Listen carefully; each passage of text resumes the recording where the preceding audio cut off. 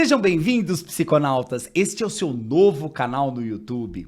Aqui vamos viajar pelo universo da mente humana, usando como principal ferramenta a psiquiatria, a psicologia, a antropologia e todas as ciências que de alguma forma se relacionam com o comportamento. Tudo com muita referência científica e com bom humor. Para que esse projeto dê certo, é muito importante que vocês curtam o vídeo, comentem, compartilhem, adicionem o canal e ativem os sininhos da notificação. Assim, nós vamos poder ficar junto muito mais tempo. Eu sou Rodrigo Ramos, médico psiquiatra e psicodramatista, e você é quem? Eu sou Ricardo Abel, médico psiquiatra, terapeuta interpessoal. Esqueci da outra vez de dizer que eu sou psicogeriatra também. E você? Eu sou Roberto Canton, médico psiquiatra, camisa 3 aqui desse futebol que a gente tá jogando. É isso aí. Você gosta de futebol, né? Você fala muito de futebol. Eu gosto, não jogo nada, meu time é estádio, São Paulo. Eu gostaria de ver um dia você jogando, não que eu gostaria de jogar também.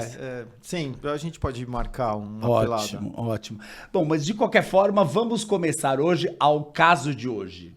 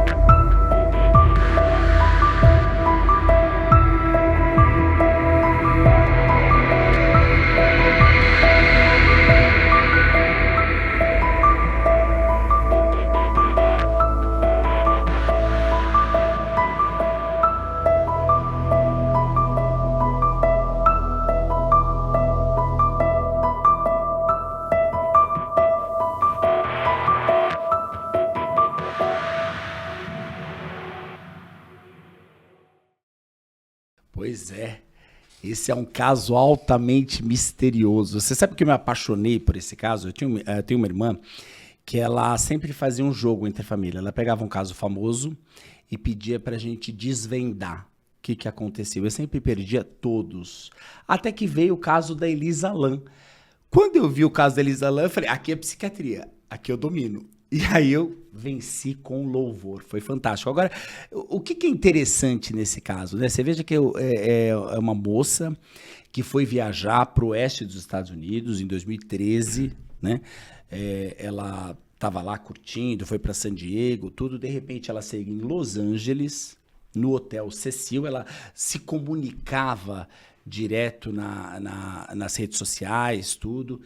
Se hospedou num famoso Hotel Cecil, que é um hotel super mal assombrado. Famoso por quais motivos, né? Isso aqui é interessante, porque você vai ver a história desse hotel, é cheio de casos de suicídio, de hóspedes meio estranhos, né? Comprometidos com atividades ilegais e coisas do tipo. Serial killers, né? Você teve dois serial killers, né, que se hospedaram lá. Isso, teve uma moça chamada Dorothy Purcell, que tinha 19 anos. Um dia ela acordou de madrugada com uma dor na barriga. E começou a ficar desesperada. O que aconteceu? Foi no banheiro, pariu uma criança. Ela não sabia que estava grávida. E quando a criança saiu, ela achou que estava morta e jogou pela janela. Mas a criança não estava morta. Mas a polícia entendeu que se tratava de um caso de problema de saúde mental. Ou seja, um hotel que tem a saúde mental muito comprometida. Né? Mas o fato é que a Elisa Lam chegou lá, ficou um tempo e de repente desapareceu. Dias depois, semanas depois, ela foi encontrada morta nua numa caixa d'água.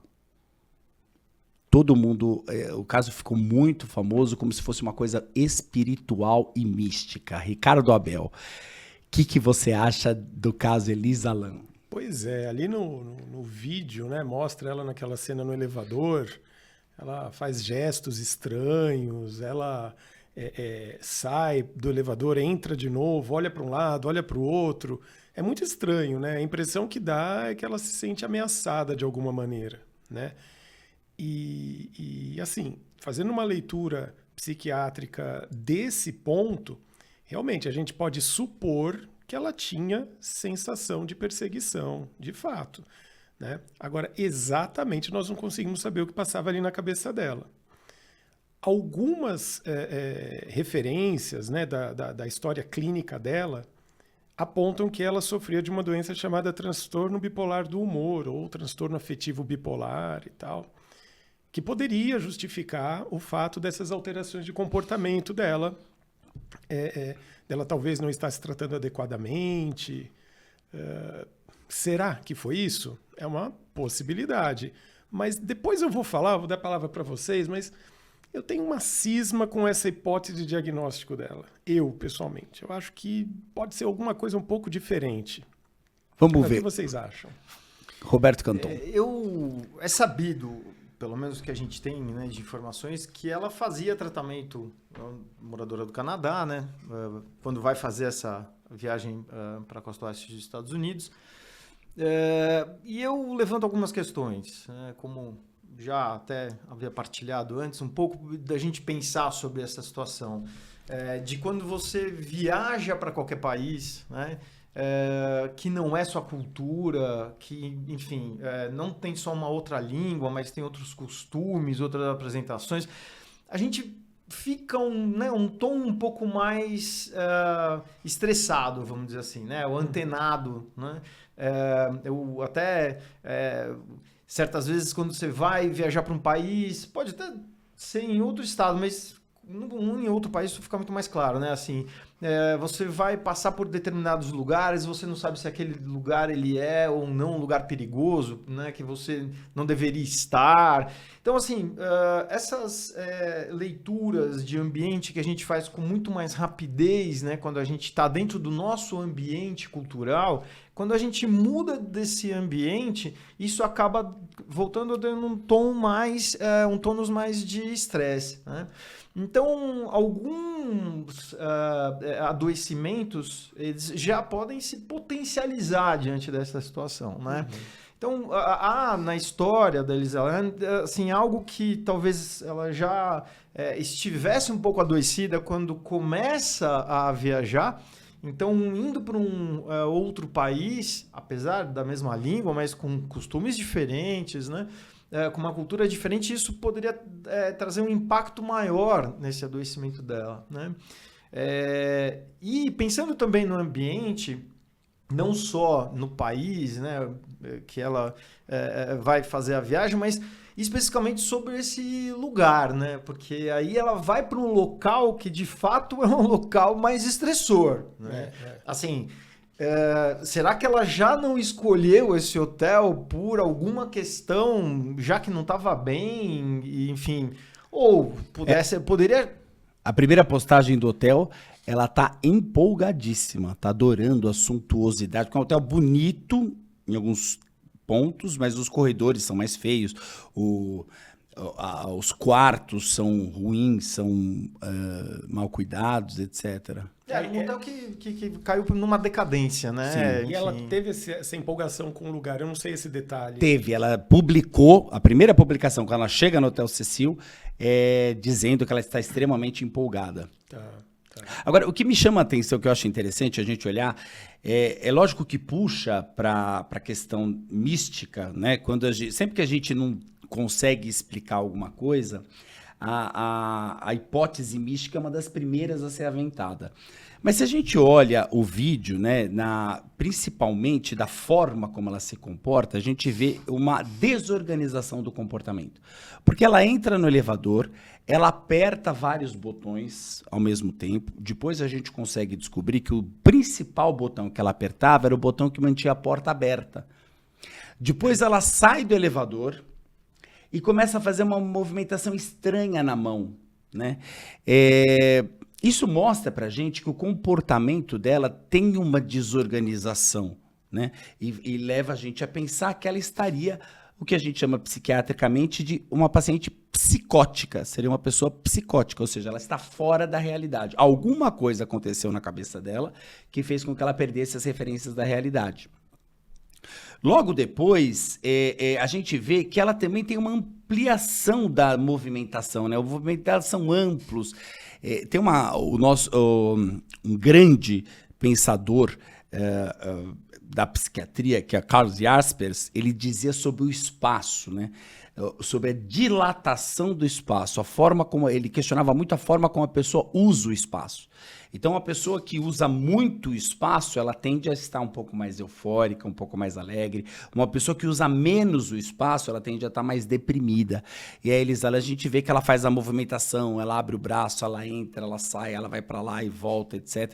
Então, isso somado à hipótese de bipolaridade faz com que a gente olhe e fala, bom, é um provável episódio de mania, né? O que é mania? Mania é uma situação do transtorno bipolar em que a pessoa está no polo eufórico, né? Porque a bipolaridade, ela é como se a gente conversasse sobre os dois polos, o polo da tristeza e o polo da euforia, né?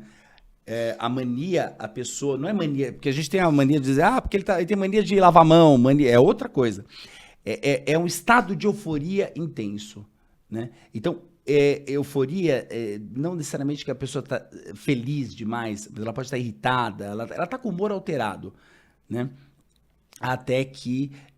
então, a gente acaba ficando fortemente sugestionado a pensar nisso. O que você acha? Eu acho que se ela estava num estado de mania, veja, a mania, ela não necessariamente conduz a pessoa a um estado psicótico, não é? Existe um grau muito intenso de mania que se chama mania psicótica, onde, além da pessoa ter essa expansão do humor, o ânimo exaltado, uma perda do filtro social, a pessoa fica cheia de energia, desinibida, enfim, muito inadequada até nos contatos do dia a dia. Além disso, ela estaria num grau de exaltação tão intenso que ela entra no estado psicótico. Nessa hipótese, geralmente, o estado psicótico, ele costuma ser, no quadro de mania, congruente com o estado de humor. Geralmente, não é uma regra pétrea, mas é o mais comum nos casos de mania psicótica. O que isso quer dizer? Que, habitualmente, quem está tão eufórico, com autoestima tão aumentada, começa a ficar psicótico, desenvolvendo, por exemplo, delírios grandiosos. Delírios de que a pessoa é muito importante, ela se sente muito potente, ela se sente muito capaz, não é? Ela pode ter histórias completas de que ela tem relações com pessoas importantes, ela começa a distorcer mesmo as suas condições financeiras e se imagina sendo muito, muito rica, muito capaz, não é? Isso é super arriscado, né? E isso é muito arriscado porque a pessoa se enfia em várias enrascadas e depois para desfazer dívidas, essas confusões, né? dívidas, etc. Mas enfim, o que acontece ali é que, na minha impressão, ela se encontra possivelmente no estado psicótico, mas algo mais persecutório, dá a impressão que ela está se sentindo ameaçada, como eu falei antes, perseguida. E um delírio de perseguição não é muito comum num estado de mania psicótica, cujo delírio mais comum seria o delírio de grandiosidade secundário à polarização de humor. Poderia ter persecutoriedade se fosse uma persecutoriedade grandiosa, por exemplo. Poderia, tipo, eu sou tão importante, eu que sou uma pessoa que está atrás. vindo atrás de mim. Precisávamos entrevistá-la com mais detalhe. O que poderia acontecer ali seria essa dissociação entre um estado psicótico e um estado de polarização de humor, que é uma hipótese diagnóstica ao lado do transtorno bipolar, que é uma doença mais rara na psiquiatria, chamada transtorno esquizoafetivo, onde um estado psicótico próprio, que tem quase vida própria, anda ao lado do que seria a bipolaridade. É um diagnóstico raro. onde características esquizofrênicas e características bipolares coexistem. E não necessariamente, nesse caso, o estado psicótico ocorre apenas na polarização de humor. Nessa situação, ela poderia sim estar num quadro delirante, persecutório, se sentindo ameaçada, talvez com alucinações auditivas, não temos como afirmar isso, mas talvez ela ouvisse vozes. Eu acho que é legal explicar o que é alucinação, né? As alucinações são alterações da sensopercepção. Ah, e daí? O que é isso?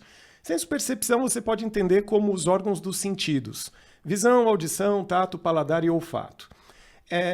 Normalmente você só escuta, você só vê, você só sente aquilo que vem de estímulos do meio ambiente. Então, normalmente a sensopercepção precisa ser acionada de fora para dentro. Alguma coisa do mundo você percebe. Mas existem situações onde a sensopercepção nasce sozinha dentro do sistema nervoso, sem precisar dos estímulos externos. Então a pessoa ouve alguma coisa, só ela ouve, não vem nada do lado de fora. Ela desenvolve a audição. Isso se chama alucinação auditiva. Ou ela pode ver alguma coisa que não está ali, só ela consegue ver. Seria uma alucinação visual e assim por diante. Existem as alucinações táteis, alucinações olfatórias e gustativas. Mas no caso de um transtorno esquizoafetivo, ela poderia ter um quadro psicótico mais paranoide, mais persecutório, e ao lado ela poderia ter também as polarizações de humor. O que me parece uma hipótese razoável. Como eu vou ter certeza? Não dá, né? Estaria, né? A gente pode dizer que, de certa forma, o transtorno esquizoafetivo ele é parte do espectro bipolar, né? Porque ela pode estar no... A gente pode ter essa polarização do humor. Mas tudo se passa como se fosse um contínuo, né? A gente tem a ideia de... Imagina que aqui a gente tem a depressão, aqui a gente tem a esquizofrenia.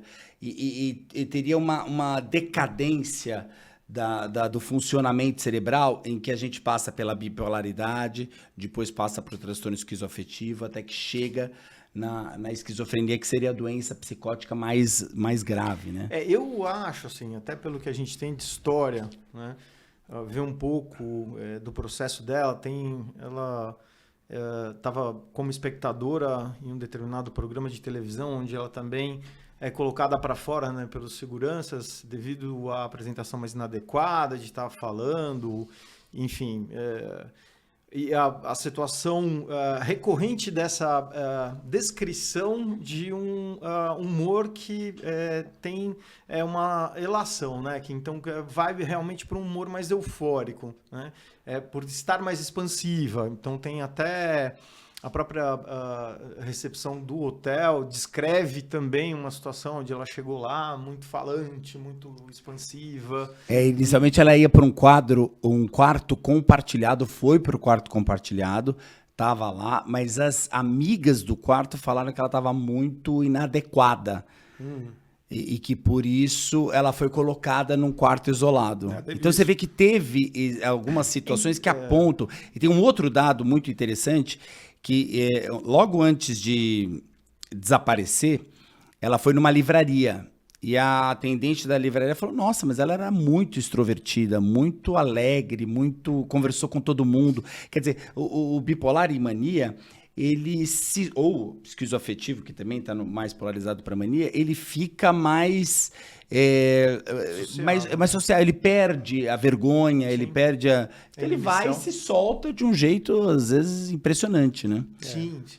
Então, eu acho que essa situação em que ela se encontrava, né, e mesmo pelo vídeo, o que a gente tem de pouco tempo e pouco acesso ao comportamento dela, um comportamento predominantemente desorganizado mesmo, sugestivo de algo persecutório, né? Mas tem um pouco que você falou, né? A ampliação do espaço que ela ocupa, e não só isso, a movimentação dela é uma movimentação mais rápida, né? Onde ela sugere aí, né, um movimento mais exagerado, mas volta também a pensar que isso não dá para concluir que ela estava psicótica, né? Acho que sugere bastante. Sugere bastante, né? Mas isso eu acho que não dá pra gente concluir que ela estava psicótica, né? Teve desculpa cortá-lo, Canton, mas teve a situação, o desfecho dela, né? Que ela foi encontrada na caixa d'água, né? Aí deixa eu abrir um parênteses, não necessariamente sobre ela, mas um parênteses sobre um dos motivos pelos quais ficar psicótico é uma coisa muito perigosa, né? Quando você está no estado psicótico, você rompe com o julgamento do que é real e do que é irreal. Eventualmente, quando existem alucinações auditivas, a pessoa pode ouvir vozes que às vezes são de comando, vozes que sugerem ou determinam faça isso ou faça aquilo.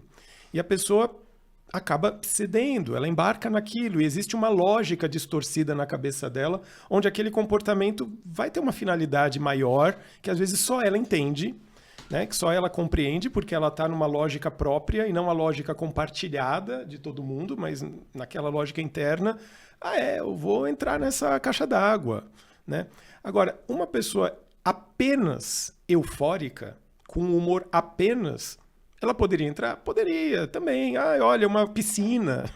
Eu vou mergulhar, tá calor, nem sei, eu não conheço essas condições climáticas do momento, mas poderia? Também poderia. Poderia ser apenas uma expansão do humor que teve um fim trágico, onde ela só quis pular numa aguinha.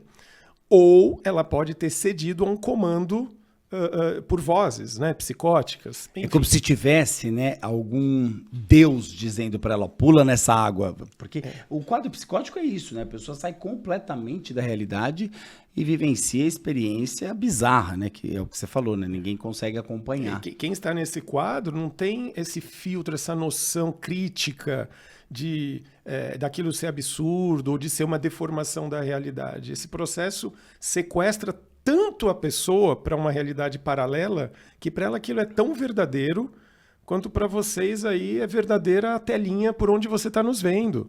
É uma noção de realidade inquestionável para quem está psicótico. Né? É uma situação muito séria. Né? E o ambiente, depois eu quero que você fale mais sobre isso, que eu acho que é muito legal, porque o ambiente... Ele é um ambiente bem soturno, né? Porque você veja, tá localizado no centro de Los Angeles, do lado da Skid Row, que é a Cracolândia dos Estados Unidos, né? Tipo, onde as pessoas moram lá em barracas, etc. Quer dizer, um ambiente repleto de uso de drogas, prostituição, um ambiente bem Ela, diferente. por acaso, não tinha nada a ver com o uso de drogas. Eu não conheço tanto. Não, e não foi encontrado, depois a gente vai discutir a autópsia dela, não foi encontrado nada de álcool ou drogas na autópsia. De nós três aqui, eu sou o que menos sei detalhes do caso. Os dois estão muito mais a par, mas eu tô dando uns palpites. Né? Tem uma série maravilhosa no Netflix que apareceu só depois que eu joguei o jogo. Não fiquem achando que eu roubei. Mas que fala, conta um pouco do caso dela e conta um pouco da questão da bipolaridade. Mas essa coisa do ambiente muito soturno, né? E como isso pode influenciar? É que eu acho que é o que eu estava falando, né? Em relação primeiro ao país, né? Quando essa mudança de país. E o próprio local, né? Estar nesse hotel, né? Onde diversas histórias, né, de assassinato, suicídio, ou seja, histórias mórbidas, né, que povoam esse cenário. Eu acho que isso também acaba sendo algo significativo para influenciar um estado mental, né? Se a gente pensar que, pensando na hipótese da psicose, né, no caso dela, então estando psicótica, quer dizer, se você está num ambiente onde é um ambiente mais acolhedor, né, um ambiente mais protetor, é uma coisa, né? Quando você está num ambiente que, pelo contrário, né, tem várias histórias macabras, né, que circulam, então o risco de você se sentir, né, mais fragilizado, o risco de você se sentir até perseguido é muito maior do que você estiver num estado... Sim. Até porque a gente sabe que no estado paranoide, né, no estado de persecutoriedade, onde a gente se sente perseguido, por vezes as pessoas vão sentir isso no meio de familiares, né, de pessoas que gostam muito, pessoas acolhedoras, a pessoa se sente prejudicada, né, perseguida. Imagina num ambiente hostil, quer dizer, essa condição, ela se potencializa, Sim, né? é um Então, plus, né? é um plus, onde ela pode, na verdade, se sentir muito mais desconfortável e isso potencializar esse adoecimento dela, né? E é interessante porque hotel, né? O Hotel Cecil era um hotel extremamente decadente, tudo. Mas a gente tem, por exemplo, no centro de São Paulo, em outras cidades, sem sombra de dúvida, os hotéis que são mais decadentes e que são usados para usar drogas, né? A gente tem, inclusive, hotéis altamente diferenciados que também os quartos são alugados para uso de drogas ou até para suicídio. Tanto que a informação que eu tenho grandes amigos que trabalham em hotéis, é que existe toda uma regulamentação, uma comunicação de algum hóspede que estaria saindo da normalidade para que o segurança fique atento, etc. Mas é um palco, o hotel por si só já é um palco. Tem aquele hotel aqui, o hotel Pip, que né, a gente não pode falar. Aí, mas dentro do caso mesmo da Elisa Lam, e que depois os pais abrem um processo, né, contra o hotel, né? Que, assim, é difícil, muito difícil pontuar, né, se há uma negligência de fato, né, por parte do hotel, por parte dos profissionais, mas em algumas descrições há um comportamento muito inadequado dela na recepção, como você falou, né, com outros hóspedes, até mudando de quarto.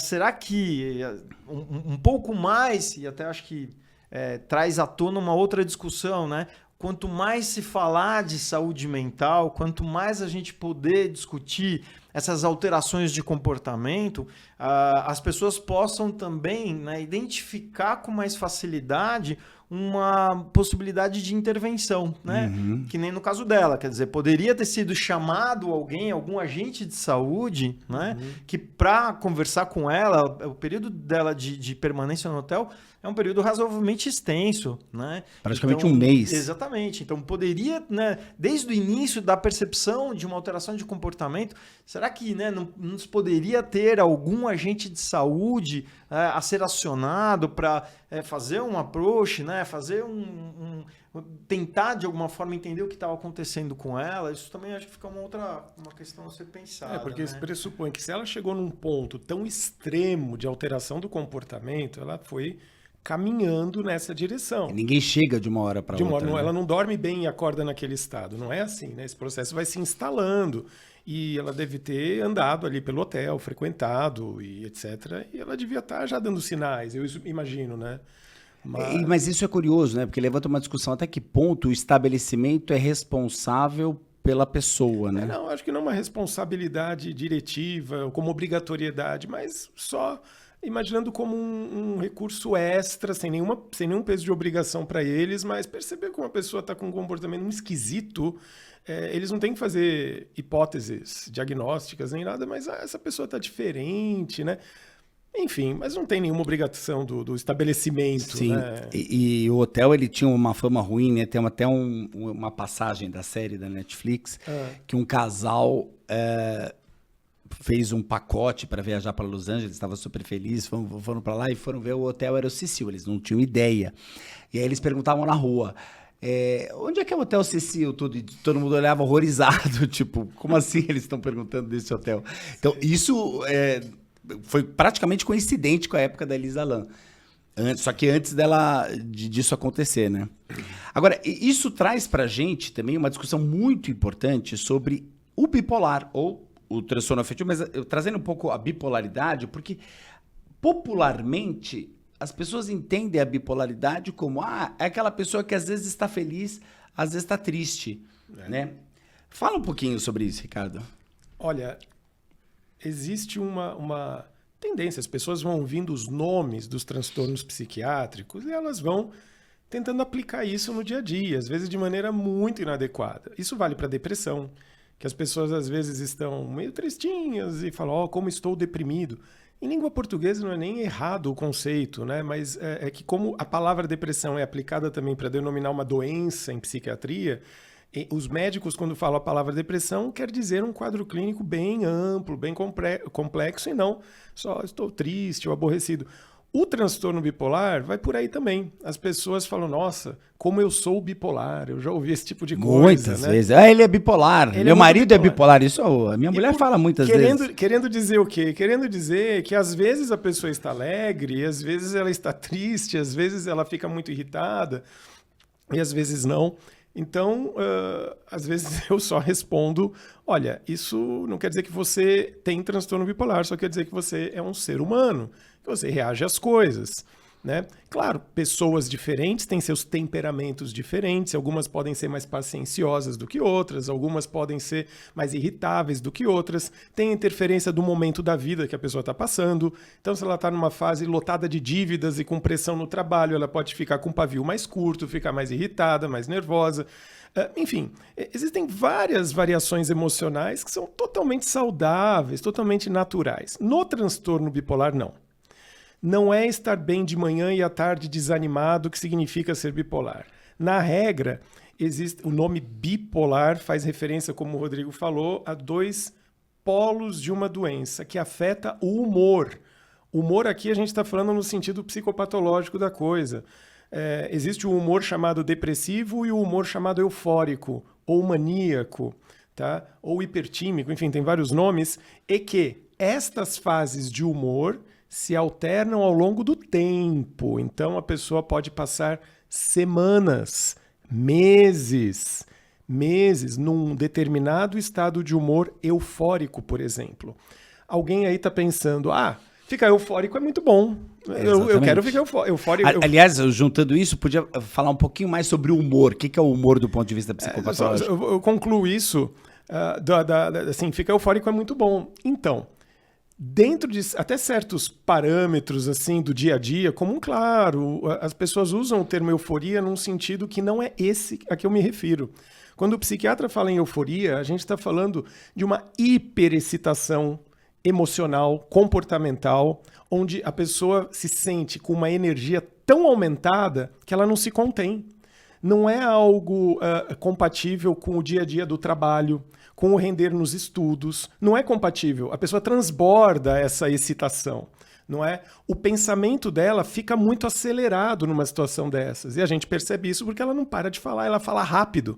Parece e as ideias tudo locutor de futebol, e a tendência falando muito é misturar ideias, está falando de um tema, já emenda em outro, que emenda em outro, que emenda em outro, e você quer buscar uma brecha para interromper a pessoa, mas ela não para. Além disso, tem todas aquelas alterações do julgamento de si mesmo, que a pessoa acaba ficando muito, se valorizando demais, se achando muito capaz, muito potente, aquelas coisas. Bom, enfim, essa seria uma fase eufórica ou fase de mania, também chamada de mania. Essa fase pode durar semanas. Habitualmente, fases eufóricas são mais curtas do que as fases depressivas. Habitualmente é assim. Pode durar semanas a meses. Aí, de repente, uma pessoa que não se trata, que não faz tratamento algum, ela pode simplesmente ir melhorando, saindo dessa euforia. Porque a doença bipolar era uma doença cíclica por si só. Ela não é estagnada.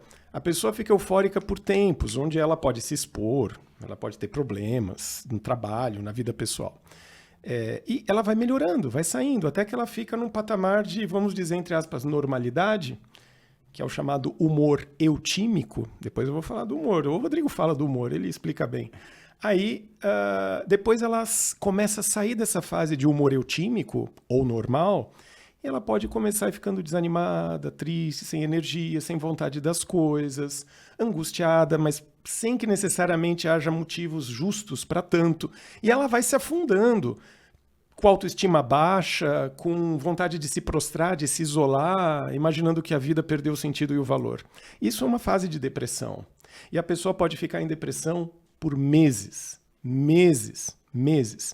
Aí, depois de um tempo, ela vai saindo de novo dessa fase depressiva e fica normal outra vez.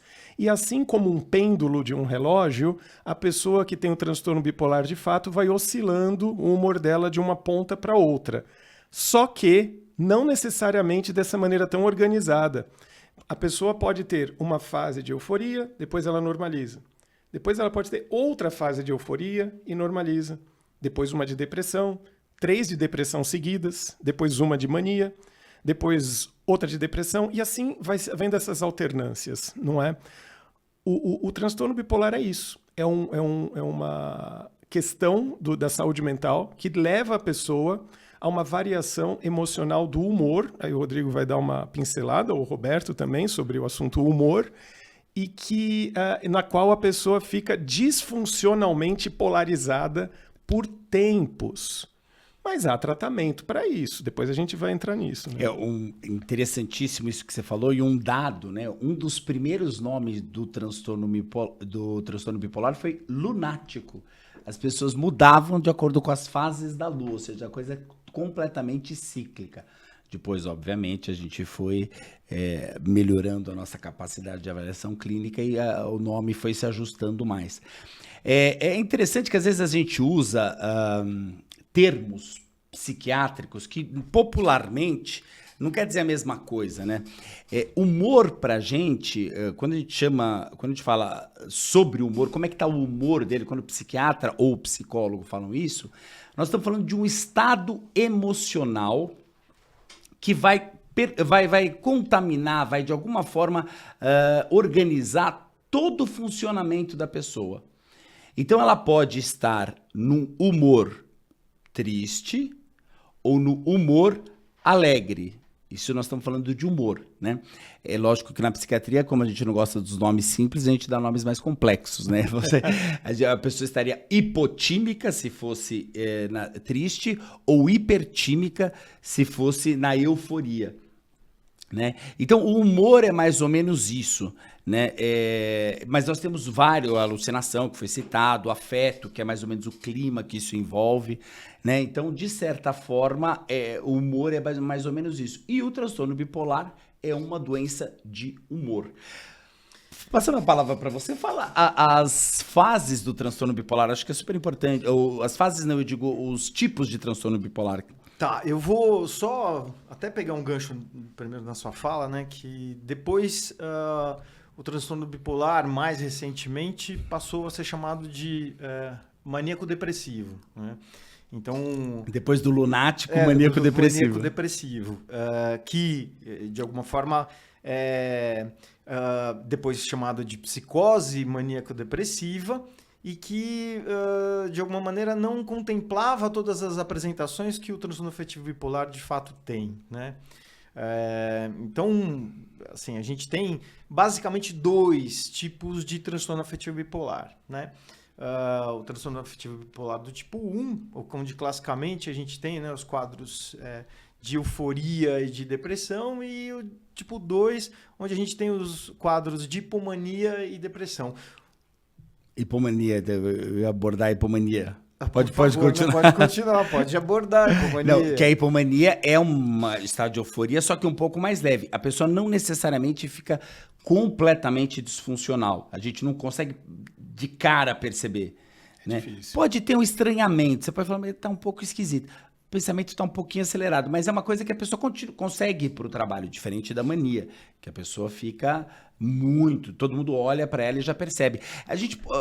Eu acho que a gente pode dizer com alguma segurança que a situação de mania é o que popularmente depois foi chamado de loucura, né? Que a pessoa ela fica completamente fora do juízo, vamos dizer assim, ela sai completamente do eixo e fica num comportamento bastante desorganizado, né? Sim, bastante de risco e bastante desorganizado.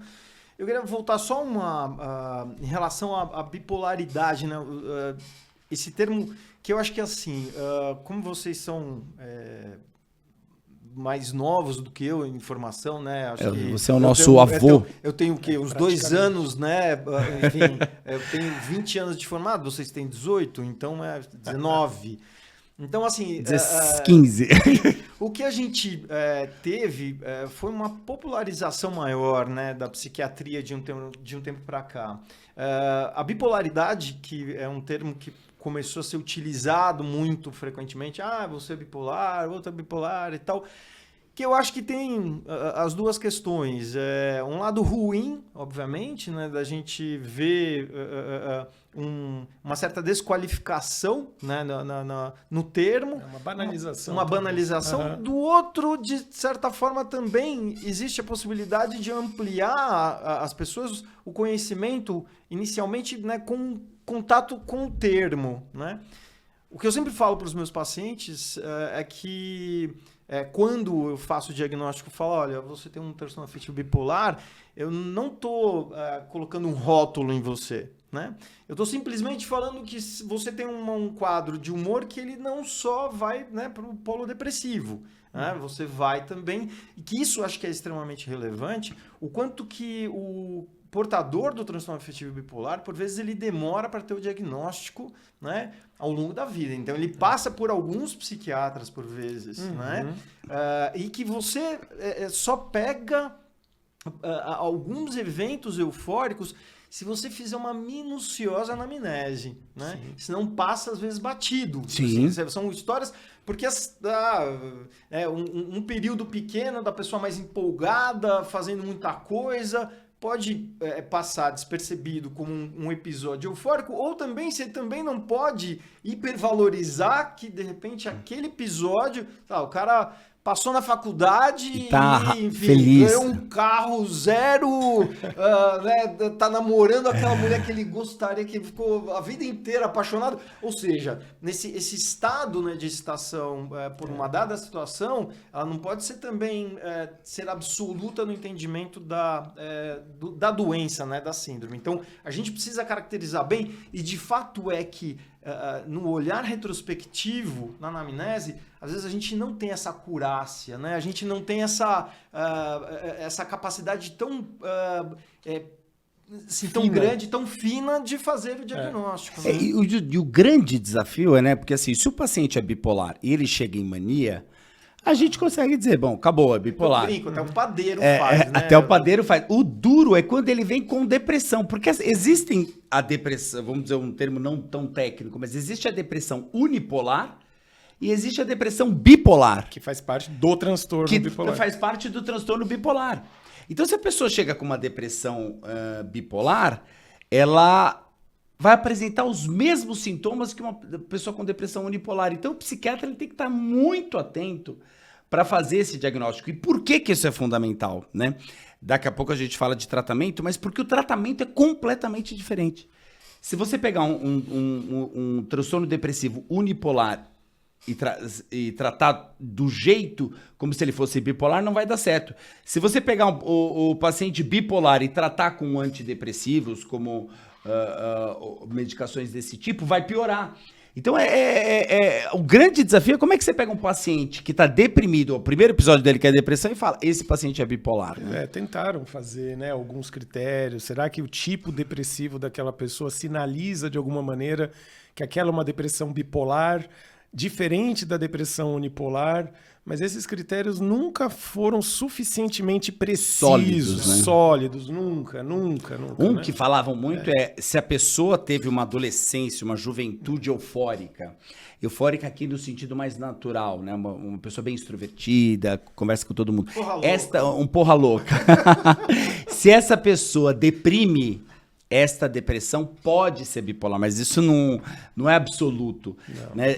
Eu acho que foram feitas várias tentativas e a gente ainda está longe disso. Se uma depressão é uma depressão atípica, poderia ser mais sugestiva de transtorno bipolar. O que é uma depressão atípica? Uma depressão atípica é aquela onde a pessoa, ao invés de ter insônia, que é mais comum nas depressões, ela teria uma hipersonia, ela teria uma sensação de peso no corpo, muito própria das atípicas, alteração de apetite para mais em vez de para menos.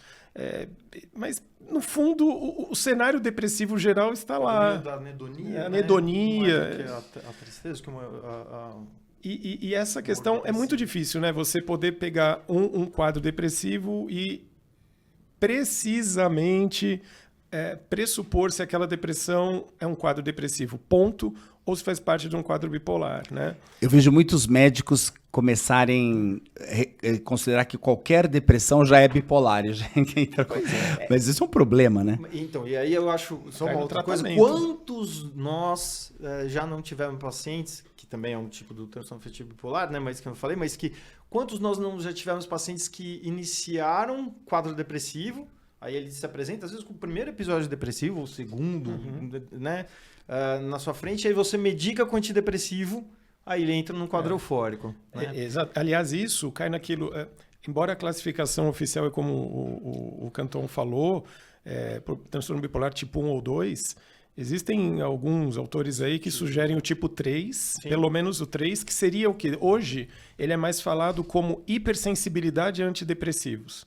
Mas há um tempinho atrás falava-se de transtorno bipolar do tipo 3. Por quê? É uma pessoa que, ao contrário dos tipos 1 e 2 de transtorno bipolar, ela não tem aquele ciclo para mania ou hipomania e depressão por si só. Ela não oscila para mania sozinha. É uma pessoa que, a priori, ela tem depressão. Ela só tem depressão. Ela é uma pessoa com depressão. Ela não faz mania nem hipomania sozinha, por si só.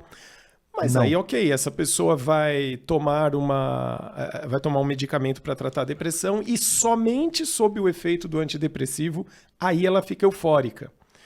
Esse caso é chamado de transtorno bipolar tipo 3 porque a pessoa não fica eufórica sozinha, precisa do antidepressivo para euforizá-la.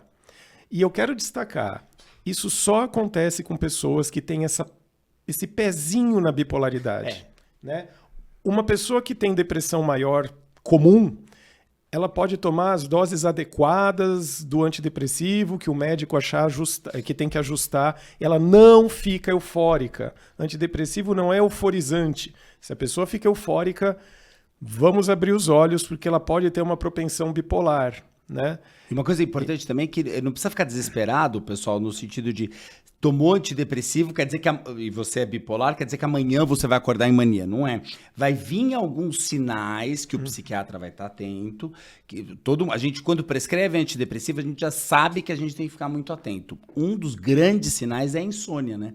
Quando a pessoa começa a ficar insone, já é uma indicação de que a gente tem que tomar um grande cuidado. Né? Aliás, esse ponto, talvez eu falaria uma gota diferente, que às vezes a gente chama de insônia, quando a pessoa deseja dormir, não consegue e fica sonolenta, cansada, fadigada. Outra questão é a redução da necessidade de sono, onde a pessoa não dorme, mas ela acorda, o pouco que ela consegue, ela está bem, ela tem energia, ela está disposta, está animada. Qual é a diferença aqui? Nos dois casos as pessoas dormem pouco, só que num caso a pessoa fica esgotada, faz falta o sono. No outro caso, na redução da necessidade de sono, como o nome diz, ela necessita de menos sono para ficar bem. Isso é altamente suspeito. E fica muito bem, né? Ou o sintoma é a irritabilidade, né? Você introduz o antidepressivo e começa a pessoa a ficar muito irritada, né? O que eu acho que eu aprendi também nesse tempo todo aí, né, como psiquiatra, que o humor ele também não é monotônico tanto como, né, a gente de alguma forma estabelece. Então, os quadros que às vezes a gente vê, que também isso está dentro um pouco, né, dos estudos que se apresentam para a gente, que pacientes com uma dificuldade maior de resposta, né, ao tratamento da depressão, são pacientes que também têm um potencial transtorno afetivo bipolar, né? Quer dizer, então aquele paciente que você faz de tudo, o paciente continua num quadro lá embaixo. E eu também me pergunto, e mais uma vez acho que a gente não tem muitas respostas de fato assim, né, tão embasadas para essa minha pergunta, que é o seguinte: bom, será que essas pessoas que respondem ao antidepressivo e vão para um quadro eufórico o fariam, né, de qualquer maneira mais para frente, depois desse quadro depressivo que ela entra num quadro depressivo, e ela ia ciclar de alguma forma, se a gente desse um tempo para ela fazer isso. Quer dizer, se a gente não provocou.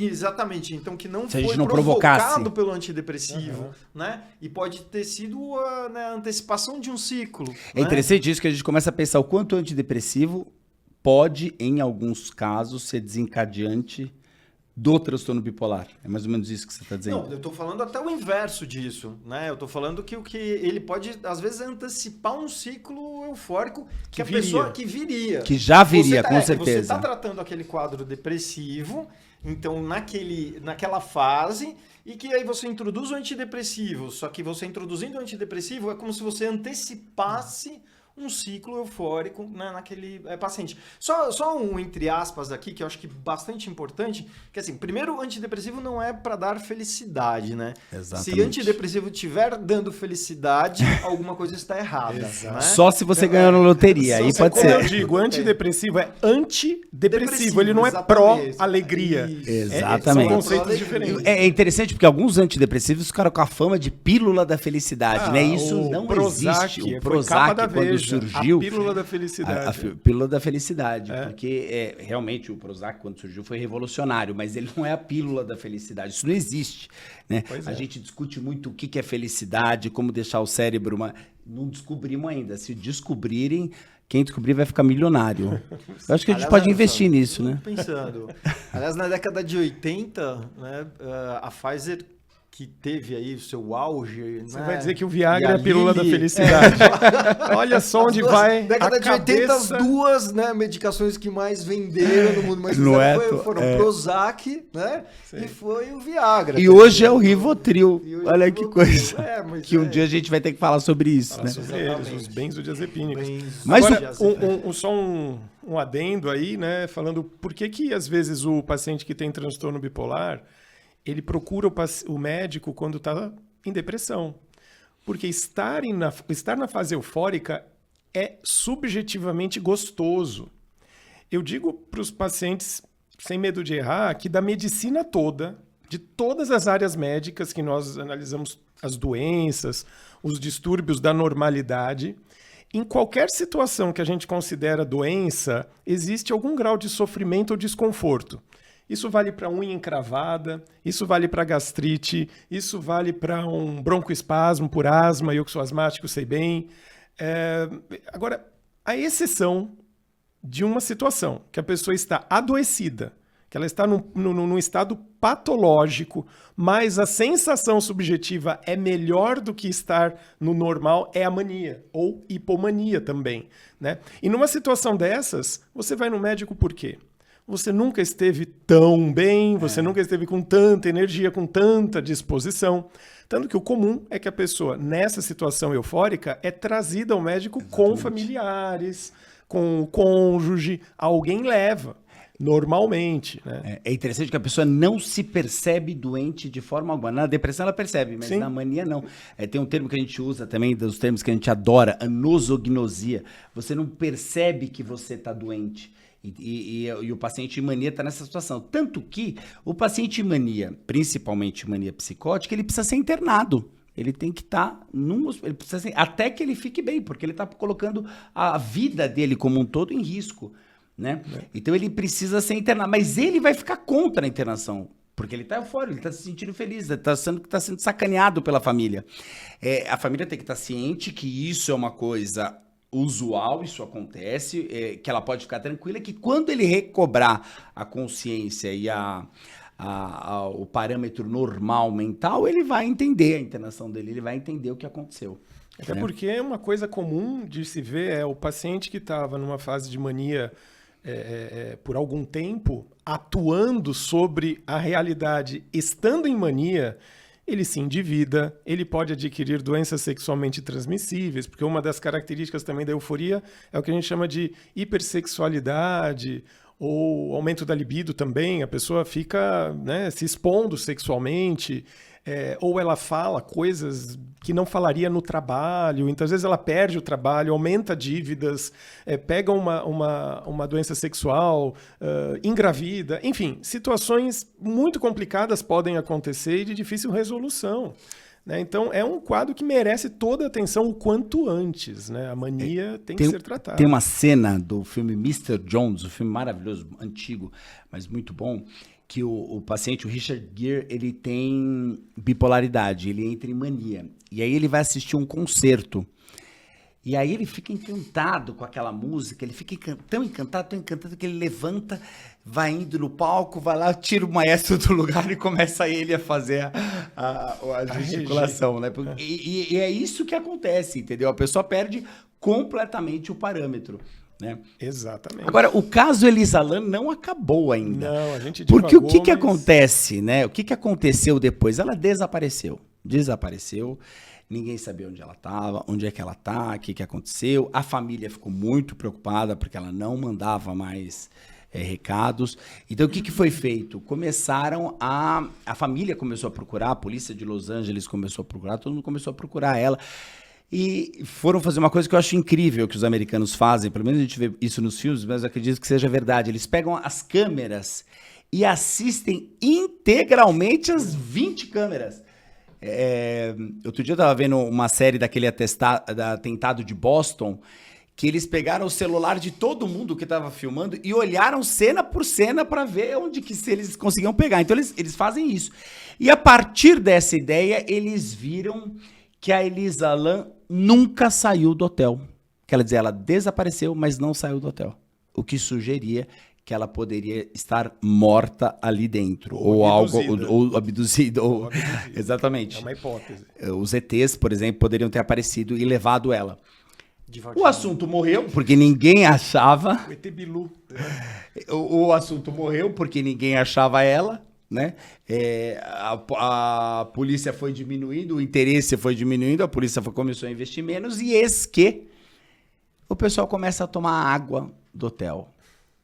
E a água do hotel está com gosto estranho. Está com gosto estranho, vamos ver o que está acontecendo, a torneira está saindo escura, a coisa está saindo muito estranha. Vão ver o que aconteceu e encontram lá o corpo dela nua, com as roupas todas no tanque mesmo, e aí se descobre finalmente o paradelo dela, né? Óbvio que ficou, vendo a imagem da câmera e vendo ela fazendo, todo mundo começou a pensar, poxa, quem matou ela, quem matou ela, quem matou ela? E foi para autópsia. E a autópsia que eu acho que é o X da questão, né? Porque a gente tem, ela tinha o diagnóstico de transtorno bipolar e tinha prescrição de algumas medicações, né? O transtorno bipolar, a gente trata de forma diferente o transtorno unipolar, a depressão unipolar da depressão bipolar, como eu já tinha dito. Mas uma inadequação do tratamento pode fazer com que a pessoa entre num surto, né? Quer falar um pouquinho do tratamento do transtorno bipolar? Sim. Eu queria talvez falar uma outra coisa. Que pode falar, por favor. Será que é relevante? Porque eu fiquei pensando aqui, quando o Ricardo Bell falou sobre algumas questões, sobre, enfim, o quadro eufórico, o quadro depressivo, e a gente não passou, e acho que vai esbarrar sim no caso dela, vai falar do caso da Elisa Lam, que é o risco de suicídio, né?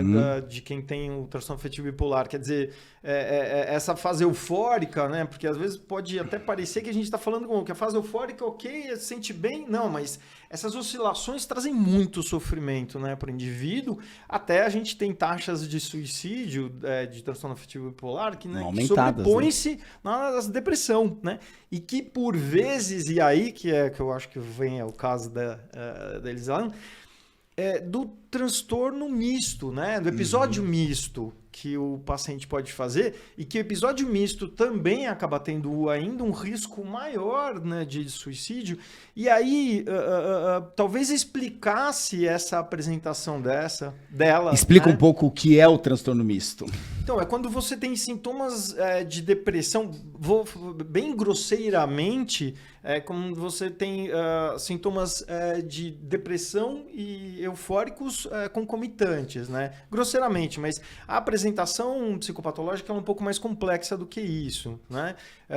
Mas é como se você pudesse vivenciar simultaneamente um estado, né, eufórico, um estado depressivo. Até se vocês quiserem fazer algo complementar à minha fala, por favor, né? Acho que você falou muito bem. Muito eu não bem, tenho... Agora eu vou voltar na questão da medicação. A medicação vai depender de cada fase, e eu acho importante a gente também colocar, como a gente falou, parece que então com quadro bipolar a gente nunca usa antidepressivo, o que não é verdade, né? Em alguns casos a gente usa antidepressivo, né? Em depressões muito graves, muito resistentes dentro de um quadro bipolar, por vezes a gente pode utilizar. Isso até faz parte, né, de alguns guidelines. Sim. Alguns antidepressivos não, né? Não usem que são de os mais fato, fortes. tricíclicos e duais, né? Enfim, que a gente também trazer. Optar sempre por ou bupropiona ou um Fluoxetina, inibidor que seja, fluoxetina, embora ela seja... né? Enfim, sertralina, fluoxetina, estalopram. Mas, mais uma vez, eles são quando o tratamento não está dando certo, né, dentro do quadro depressivo. A gente tem uma das medicações, né, mais antigas e mais eficazes para o transtorno afetivo bipolar, há que se dizer, do transtorno afetivo bipolar tipo 1, né, a mais eficaz, que é o carbonato de lítio, né, então que ele traz para o indivíduo tanto o tratamento em si das fases de depressão e euforia, né, como também evitar novas fases de depressão e euforia. Então, ele, de alguma forma, é a única medicação, ou uma das poucas medicações que a gente pode classificar como estabilizador de humor pleno, né, onde ele faz não só o tratamento, mas ele faz a profilaxia, né, ele faz protege a pessoa de novos eventos. Então, que cabe tanto no estado eufórico, né, o carbonato de lítio, quanto no estado depressivo, que não vai vai melhor para o transtorno afetivo bipolar tipo 1, que tem nessa clássica apresentação de euforia e depressão, né? Para o transtorno afetivo bipolar do tipo 2 um pouco menos, né, eficaz. Para os episódios, mistos, menos eficaz ainda, né, se coloca. A quetiapina hoje também é uma medicação, né, colocada como aquela que dá para se optar em todas as fases, né, do episódio, dos episódios de humor do quadro bipolar.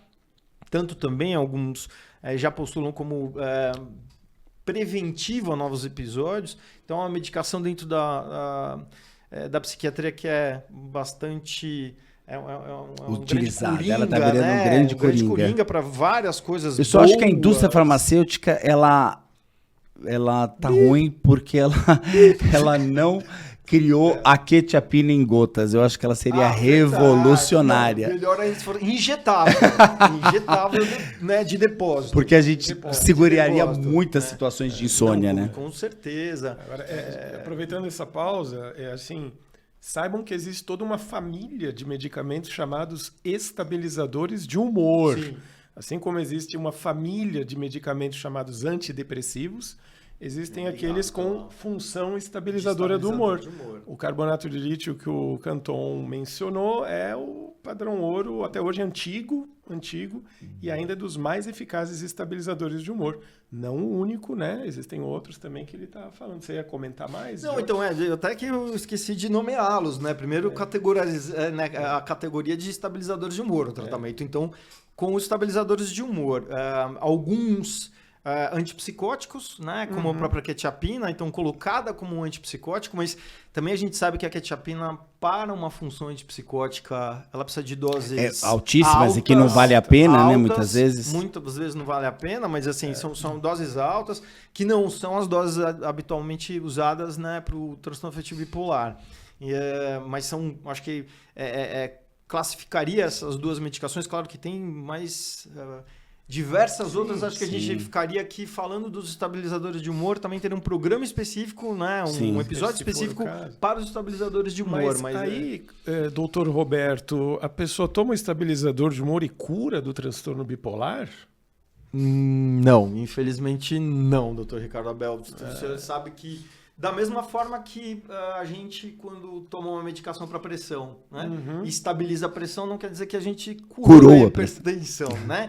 E às vezes ou a diabetes, né, mesma diabetes. coisa. E quando a gente já ouviu pra caramba, claro que os nossos colegas clínicos gerais e cardiologistas devem ainda ouvir isso com muita frequência, mas a gente ouviu muito, né, durante a nossa formação, que a pessoa estava tomando uma medicação antihipertensiva, né, aí estabilizou a pressão, parou de tomar, porque e no dia seguinte tem um AVC, porque normalizou. Normalizou minha pressão, parar de tomar. Então é exatamente o que acontece o transtorno afetivo bipolar, ele tem até um curso muito mais crônico do que a própria depressão. Né? Ou seja, existem doenças crônicas, né? Tem as doenças é. que têm cura, como as infecciosas. Eu acho curioso, muitas vezes as pessoas fazem comparação de doenças psiquiátricas com as doenças infecciosas. Ah, você toma um remédio de sara. Não é bem assim a coisa, né? Você precisa de uma série de modificação. Eu gosto de comparar mais com a hérnia de disco. Tudo bem, você pode até tomar um analgésico, mas você vai ter que fazer todo um tratamento e uma mudança de postura para ficar melhor, né? Sim. Mas, quer dizer, o transtorno bipolar é uma doença crônica, ele não vai ter cura, né? E entrando ainda nessa coisa do estabilizador de humor e nos antidepressivos, nós vamos falar um pouco da autópsia da Elisa Lam. Mas antes de falar da autópsia da Elisa Lam, é hora do Dr. Roberto Canton dar a sua dica de saúde mental.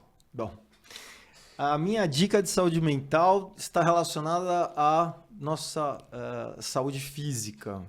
Lembrar-se, né, do mens sana in corpore sano. A gente precisa, estabelecido pela Organização Mundial de Saúde, já muito bem sabido, né? A atividade física é fundamental para a gente manter uma saúde mental. Então, cerca de 150 minutos por semana de atividade física, que é, assim, o Dr. Ricardo Abel faz muito mais do que isso. Ele, na verdade, tem já, assim, créditos para as próximas 3 vidas, né? As 3 encarnações.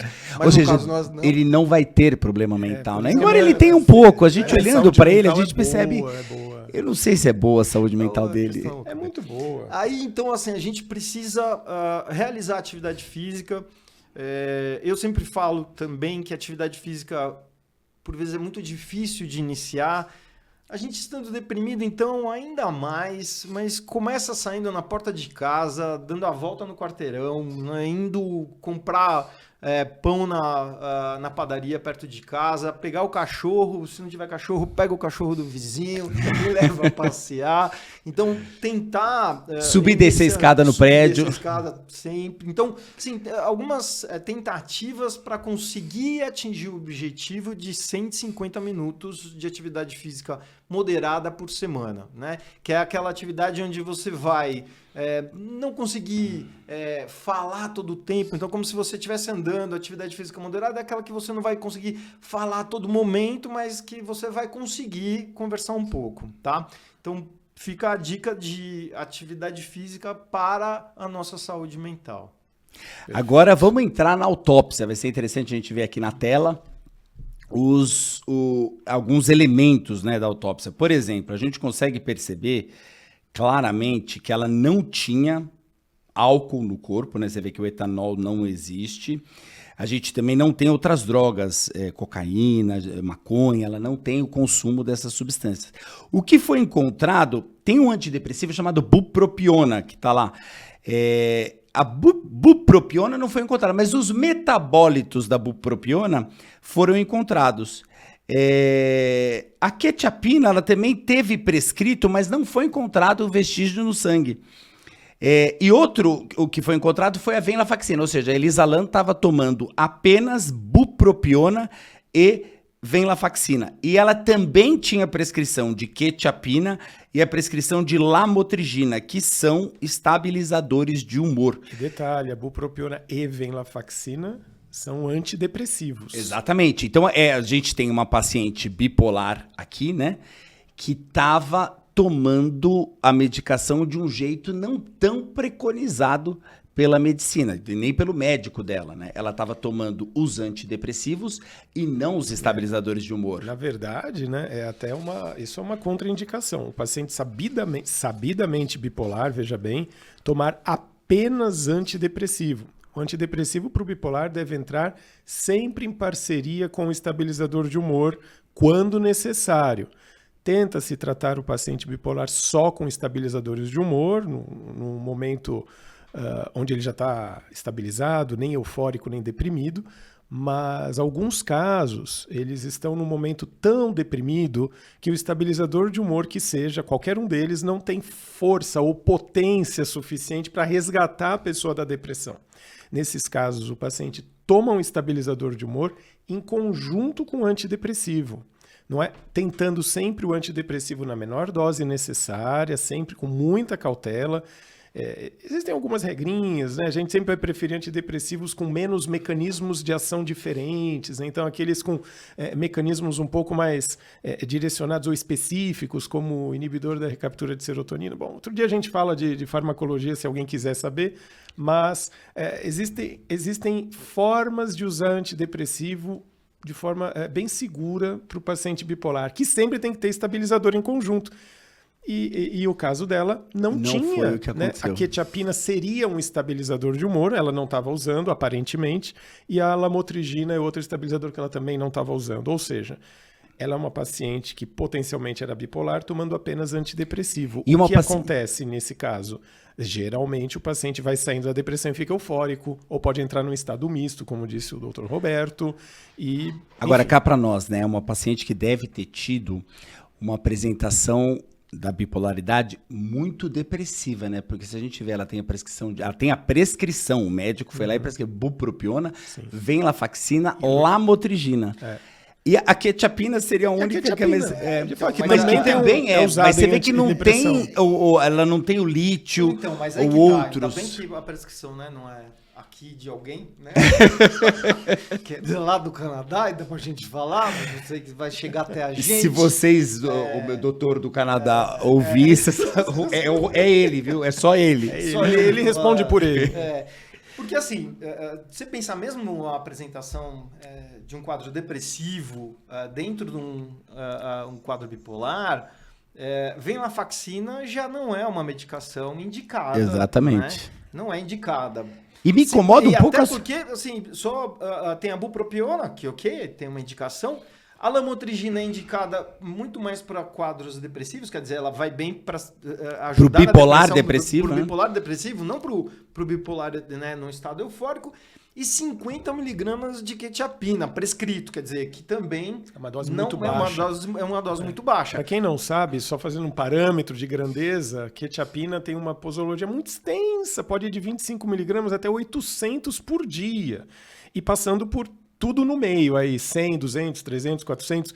Para ter dose estabilizadora de humor, geralmente as doses são um pouquinho mais robustas, né? Mas é claro também que o uso de remédio tem tudo a ver com a sensibilidade individual de cada pessoa, né? Tem pessoas que são altamente sensíveis, sensível no sentido de uma dose menor acaba tendo uma resposta muito grande, né? Isso tem a ver com como ocorre a tal da farmacocinética no corpo dela, como que o corpo dela atua sobre o fármaco, né? E isso muda de pessoa para pessoa de certa maneira. Então, assim, em análise primeira, eu concordo totalmente com o Dr. Canton, ele está correto, porque existiriam em tese opções mais seguras e formas de tratar que preveniriam melhor a manifestação de uma polarização de humor. Agora, eu só vou fazer um papel de advogado do diabo.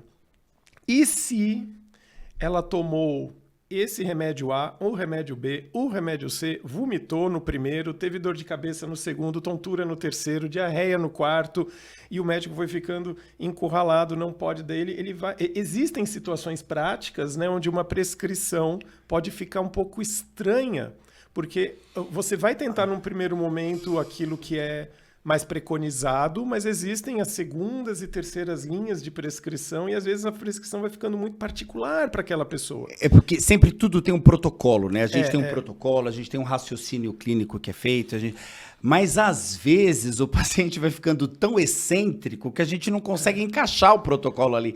E aí você vai fazendo associações realmente feias, vamos dizer assim, né? É pouco estéticas, né? Os protocolos, eles são baseados em médias gerais, né? Em estatísticas de grandes estudos, mas são dados estatísticos. Às vezes você tem um quadro clínico ali para cuidar, né? Um paciente seu com quadro clínico para cuidar, e o paciente em si não se adapta muito bem às grandes recomendações.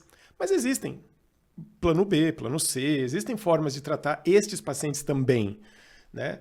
É que às vezes pode ficar uma prescrição pouco típica, né? Não sei se é o caso dela, hein, gente? De repente, né? Não, acho que você está fazendo uma colocação que é extremamente relevante, até do ponto de vista de doses de medicações. Quer dizer, a gente segue, né, diretrizes para que a gente utilize determinadas doses, só que tem paciente às vezes que tem uma sensibilidade tão grande, então, né, um metabolizador lento, ou aquele que é um metabolizador rápido, que enfim, que tolere muito mais e você utilize doses um pouco fora aí do que seria o usual, né? Metabolizador, explica para o nosso público o que é o que você quer dizer com metabolizador. O que vai chegar, né, enfim, de medicação no corpo, corpo desse indivíduo e o que ele vai dar conta dessa medicação, o que ele vai metabolizar, o que ele vai... Porque a gente toma um remédio e o fígado destrói o remédio, né, de alguma forma. Então você vai tomar e ele já vai sem... Só que às vezes o fígado transforma esse remédio num derivado, né, num metabólito, que a gente chama. E aí, isso que apareceu, por exemplo, da bupropiona nela, né? Então, assim, o metabolizador lento é aquele que, por alguma razão, o corpo não vai ser extremamente rápido em acabar com aquela medicação. E o rápido ele toma e o corpo já manda ver. Bala. Então Opa! Não, é que assim, o metabolizador rápido tende a fazer níveis séricos, né, níveis sanguíneos da medicação mais baixos, né? Então a tendência é que você vá só resgatar ou ter mais resposta com níveis mais altos da medicação, uma quantidade mais alta da medicação, né? Exato. Em parte, isso justifica por que pessoas diferentes não têm exatamente o mesmo resultado com a mesma dose do mesmo remédio. Às vezes tem duas pessoas que se conhecem, que fazem tratamento, sei lá, para transtorno bipolar. E as duas vão receber carbonato de lítio. Uma poderá utilizar 300 miligramas por dia, outra 900. Porque elas não são idênticas. Uma pessoa tem uma capacidade de excreção do lítio, que não é metabolizado. Vocês acharam que eu ia falar que é metabolizado. O lítio é excretado da maneira que ele é ingerido. Excretado, ou seja, ele é posto para fora, sai na urina, mas isso é uma exceção. A maioria dos medicamentos são realmente metabolizadas, que significa que o fígado lá tem enzimas, substâncias que atacam a molécula daquele remédio e quebram em pedacinhos que podem ser eliminados. E pessoas diferentes têm organismos diferentes, porque elas são fruto de genéticas diferentes e, portanto, elas podem ter uma reserva enzimática no fígado diferente. Então, elas atacam os remédios de maneira muito particular. Então, uma pessoa pode ser um metabolizador mais lento, como disse o Roberto, o que significa que o organismo daquela pessoa destrói bem devagarzinho aquela medicação para eliminá-la. Ou seja, uma dose pequena acaba ficando muito tempo e fazendo níveis no organismo dela com mais facilidade. O oposto também é verdade. Pessoas que metabolizam rápido demais, uma dose pequena faz assim, ó, puff, evapora, acaba no organismo. Então não funciona, não adianta. Aí essa pessoa pensa, poxa, mas o meu vizinho toma o mesmo remédio nessa dose e fica bem? Para mim não faz diferença nenhuma. Por isso, em psiquiatria, a gente não tem uma regra que é geral para dose, a gente tem faixas de doses. Né? E cada paciente é um paciente. Cada né? é um. Isso é bem particularizado. A gente começa com doses pequenininhas e vai ajustando, uma hora encontra. Agora vamos... Desculpa. Mas não tem aquele remédio bom que o vizinho estava tomando? Exatamente. Que eu também posso tomar? Exatamente. Mas agora nós vamos para o momento sublime. Ricardo Abel, qual que é a sua frase do dia? Bom, vamos ver. A minha frase do dia é esta que segue. A loucura não é uma maldição irremediável, mas uma doença do espírito que pode ser tratada com humanidade, compaixão e cuidado terapêutico. Philippe Pinel. Para os curiosos, Philippe Pinel foi um psiquiatra francês de grande relevância na história da psiquiatria, que começou a ter grande produção significativa do ponto de vista científico no final do século XVIII, início do XIX, e que traz aí influências, né, na prática psiquiátrica até os dias de hoje. Nós temos um hospital aqui chamado Hospital Philippe Pinel. Aliás, de maneira talvez, sei lá, se pejorativa ou não, todo mundo já deve ter ouvido falar, fulano é meio Pinel, né? Exatamente. Se referindo a que a pessoa pode ter algum transtorno mental. Esse nome Pinel vem dele. Exatamente. Né? Porque ele que cuidava dos pacientes com transtornos mentais. Olha que interessante ele trazer a coisa do espírito, né? Que hoje a gente não usa mais esse termo ficou só pro lado místico, né? E que está dizendo como sempre se interpretou espírito, alma, coisa desse tipo, como elementos do comportamento, né? Eu entendo não literalmente, né? Eu entendo Sim. que ele foi metafórico Sim, aqui, sem né? dúvida. Eu entendo dessa forma. E valorizando, né, o cuidado, né, terapêutico ao Sim. paciente que eventualmente é psicótico ou que tem um transtorno mental.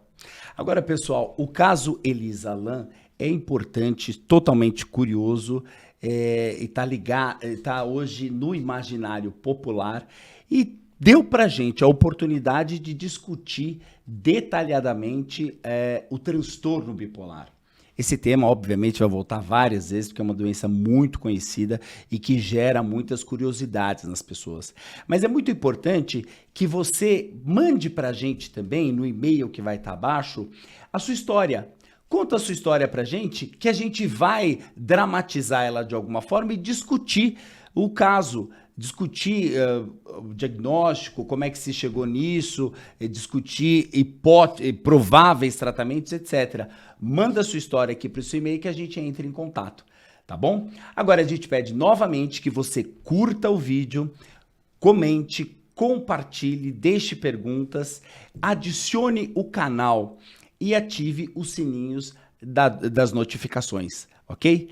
Para fechar, vamos ao monopólio da última palavra, que hoje pertence a Ricardo Abel. Olha que responsabilidade. Eu não faço a menor ideia do que falar no monopólio da última palavra.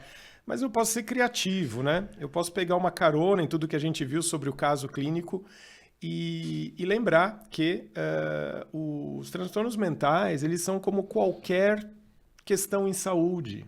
Qualquer... Tudo em saúde que você detecta mais precocemente e consegue intervir mais precocemente, você consegue melhores resultados. O portador daquele transtorno mental ou problema de saúde, qualquer que seja, sofre menos, se restabelece mais rápido e segue uma vida mais produtiva. Então, caso qualquer pessoa que você conheça tenha uma suspeita de não estar bem do ponto de vista mental, emocional, ele pode fazer uma avaliação com um colega psiquiatra, né? É um médico que apenas avalia, pode dar uma ideia se aquela questão merece tratamento ou não, qual o tipo de tratamento, se é medicamentoso, se é por psicoterapia, se talvez apenas uma mudança de hábito de vida pode resolver. Então, é isso. Ok. Muito obrigado, pessoal, e até a próxima.